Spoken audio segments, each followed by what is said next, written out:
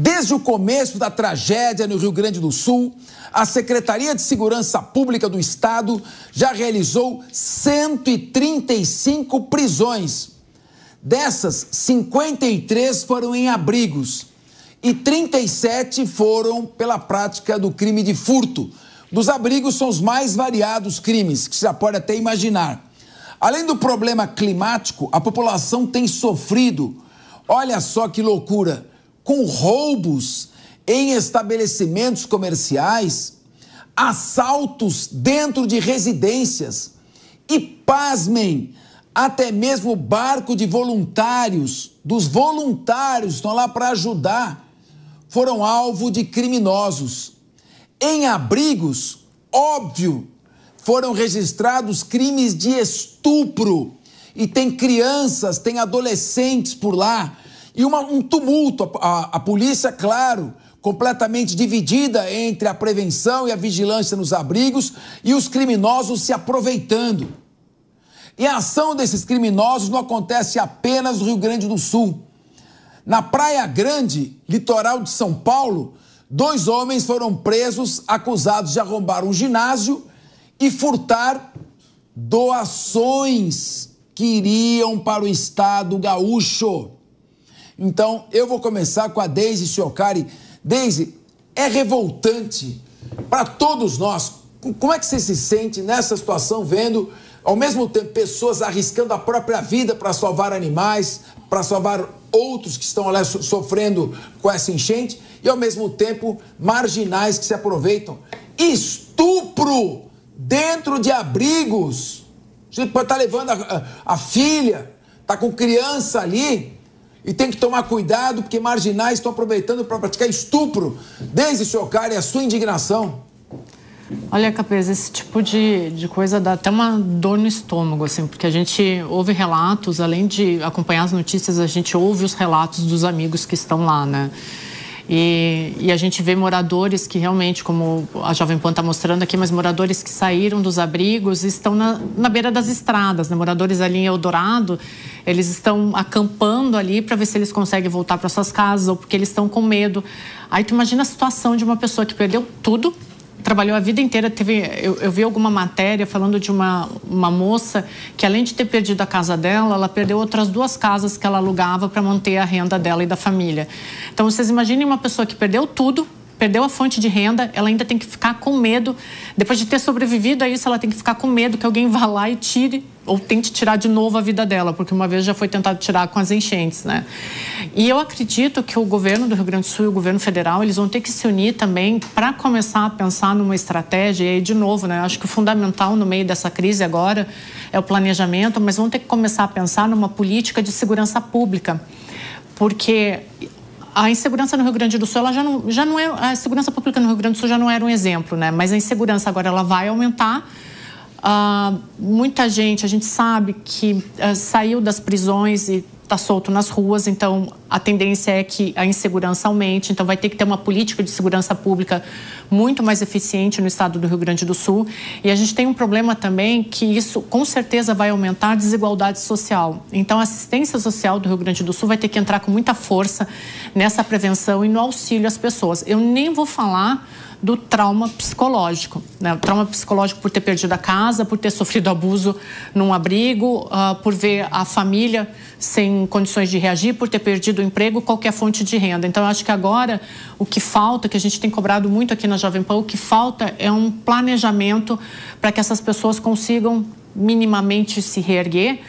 Eu não vou falar dessas pessoas que estão roubando, que estão fazendo isso, porque eu não tenho palavras que alcance isso. Eu acho que beira a desumanidade. É desumano, no meio de uma situação dessas, as pessoas irem lá tirar vantagem, roubar mantimento, ou como a gente ouviu relatos de pessoas que estão transportando as marmitas que foram doadas, estão cobrando 5, 10 reais das famílias para que elas possam ter acesso a esse alimento. Isso daí é desumano. Então, que efetivamente o governo do estado agora faça a sua parte, entre com a segurança pública e entre com o sistema de justiça para punir essas pessoas.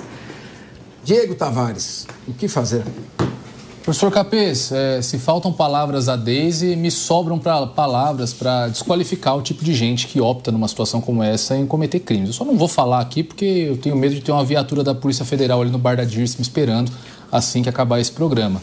Mas, de fato, é triste, né? Como nós sempre dissemos aqui, essa tragédia revela o melhor das pessoas, mas também revela o pior delas. E eu fico me perguntando, diante de um cenário como esse, setores da sociedade, setores do Estado principalmente, como do Judiciário e da Defensoria Pública, idealizarem a hipótese de que nós coloquemos nos mesmos abrigos pessoas desalojadas e as pessoas presas em regime fechado.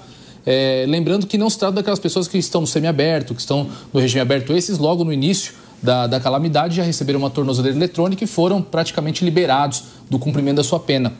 Agora pegar aquela pessoa que cometeu um homicídio, que cometeu um latrocínio, o grande líder de facção criminosa, e colocar no mesmo abrigo que as pessoas desalojadas. Realmente é inviável. É muito triste ter que noticiar isso. Eu ouvi relatos, inclusive, do modus operandi dessas pessoas que estavam roubando as embarcações de voluntários. Eles simulam que são pessoas em cima de telhados precisando de ajuda, gritam por ajuda.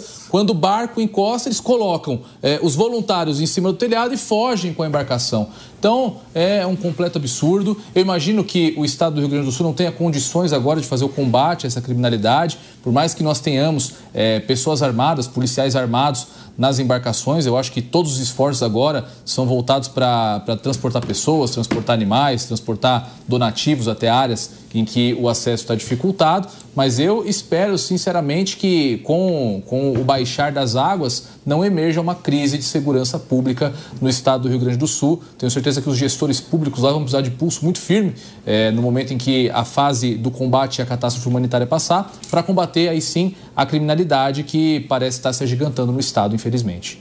Emerson Tawil, você é um advogado criminalista e há muito tempo.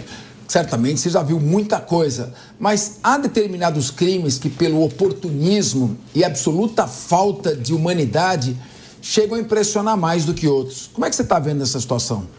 Isodagem popular do Capês, a ocasião faz o ladrão. E, infelizmente, as condições climáticas, a parte geográfica do Rio Grande do Sul tem favorecido esse tipo de prática. Infelizmente. Esse é o retrato de uma sociedade totalmente envergada, por uma boa parte da criminalidade que vem crescendo vertiginosamente. As autoridades não tomam providências. A segurança pública, eu diria que hoje é o calcanhar de Aquiles de qualquer governador, inclusive do presidente da República. É preciso ter uma verticalização quanto à parte da segurança pública, porque o caos está instalado. Pessoas de bem estão sendo colocadas de uma forma como vítimas, ao lado de marginais condenados. A que ponto nós chegamos? E esse é o caráter, esse é o perfil daquele que sequer podemos dizer que tem uma sensibilidade pelo próximo. O indivíduo que comete esse tipo de prática, nas condições em que o Rio Grande do Sul se encontra, é algo abominável.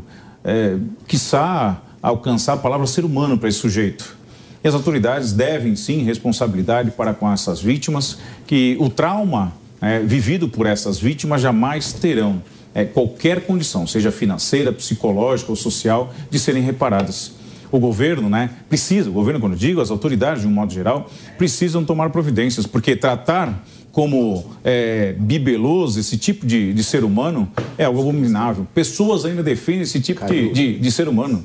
Não é possível que, diante das condições em que se encontra de vulnerabilidade, ainda possamos noticiar isso aqui na TV, um caso como esse. Pessoas se dizerem como vítimas e ali usarem do subterfúgio para poderem roubar as pessoas que estão ali de livre e espontânea vontade para o seu próximo, de solidariedade, destinando seu tempo, sua vida, abandonando suas famílias. E, infelizmente, o Estado acaba, de certa forma, sendo conivente com isso, colocando marginais condenados ao lado de pessoas do bem. Leandro Ferreira, eu quero ouvi-lo.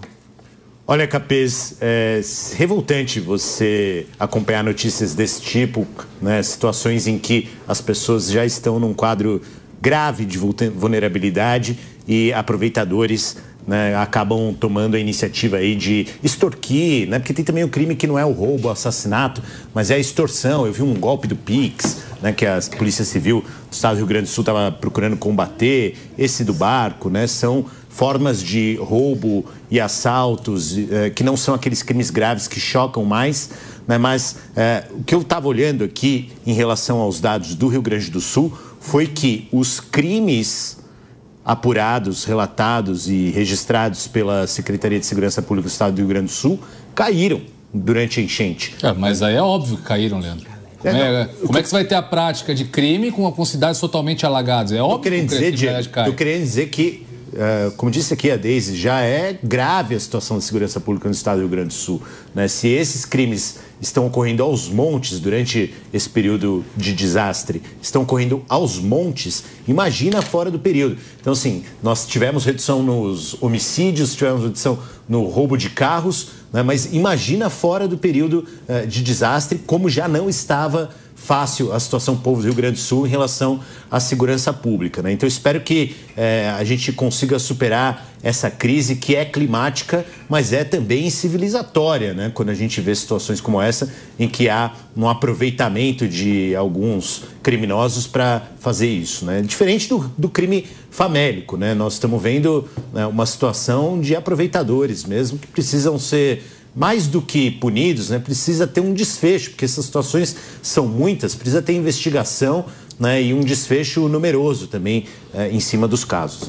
Leandro, só para fazer uma pequena resposta à tua fala, contudo, o Rio Grande do Sul é um dos estados mais seguros do Brasil. É o 5º estado mais seguro entre os 27 estados da federação. Então, eu acho que essa questão da redução dos crimes nesse período é algo óbvio, né? O roubo de carro. Claro que o roubo de carro vai diminuir. Não tem carro transitando na cidade e os carros que estavam transitando estão debaixo d'água. Então... Bom, eu gostei de uma expressão que o Leandro usou, que é um déficit de civilidade. Isso está ocorrendo em todo o mundo, ocorre também no Brasil. É um déficit de civilidade. As pessoas, nunca o ser humano desprezou tanto a vida do outro como temos visto. Pode abrir todos os dias o noticiário por os motivos pelos quais se matam as pessoas.